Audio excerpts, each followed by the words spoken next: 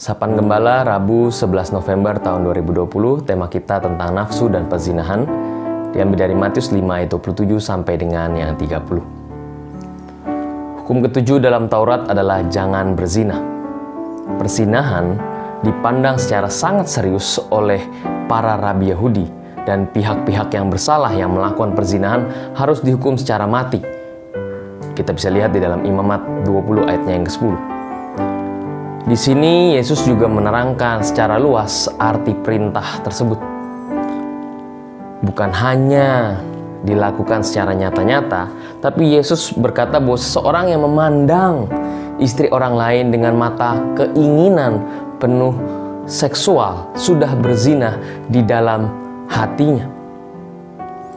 Kata Yunani gune dapat berarti setiap wanita, tapi di sini berarti seorang wanita yang sudah menikah.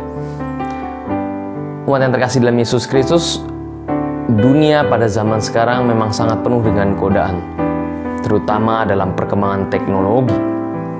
Segala hal yang bau perzinahan, nafsu seksual banyak ditawarkan oleh dunia. Bahkan sudah menjadi hal yang wajar dan legal di beberapa negara.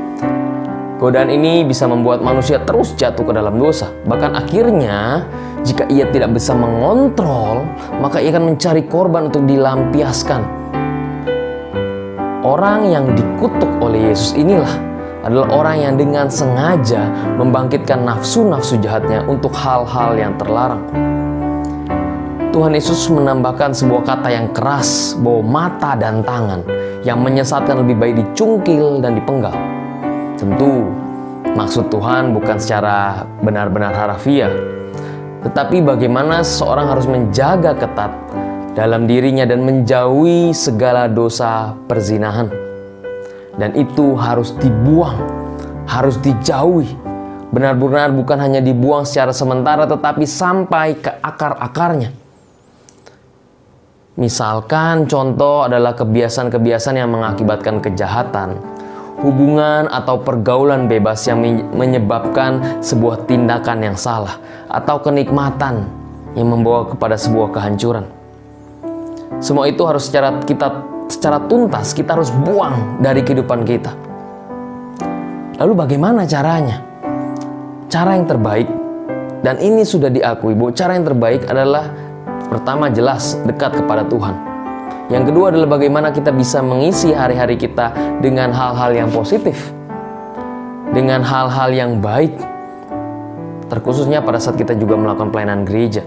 Kenapa? Karena kalau kita sibuk, benar-benar sibuk untuk pelayanan, sibuk dalam bekerja, kita tidak membiarkan waktu kosong kita, maka hal-hal angan-angan yang negatif akan bisa kita singkirkan, akan kita bisa minimalisir. Nah, aktivitas ini diharapkan agar kita tidak ada waktu lagi pada saat kita pelayanan, pada saat kita bekerja, pada saat kita membaca buku, pada saat kita bermain dengan anak-anak. Aktivitas ini membuat kita menjauhkan diri dari angan-angan dan pikiran yang negatif. Selain itu, yang paling penting adalah isilah setiap benak-benak dalam diri kita hal-hal yang positif, hal-hal yang baik. Namun, umat yang terkasih dalam Yesus Kristus, jika kedua cara tersebut kita masih tidak mampu dan kita tidak bisa mengontrol, bahkan kita sudah melakukan segala cara, maka ini jalan yang paling terakhir adalah kita membutuhkan pertolongan orang yang lebih profesional. Untuk apa? Untuk membantu kita membuang segala hal pikiran-pikiran tersebut, pikiran-pikiran seksual, nafsu perzinahan itu, supaya kita bisa disegarkan pikiran kita dan lebih fokus kepada tujuan kehidupan kita bersama dengan Yesus. Mari kita menjauhi segala nafsu dan perzinahan kita dengan membuang segala suatu hal yang tidak baik. Tuhan memberkati kita.